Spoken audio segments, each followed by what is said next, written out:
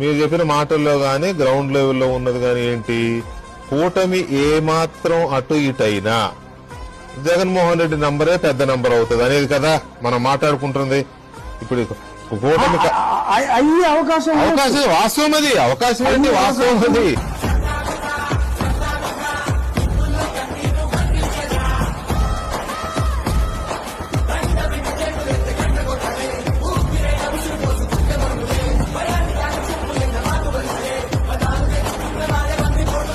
Over a period of time anti incumbency సహజంగా ఎవరికైనా వస్తుంది.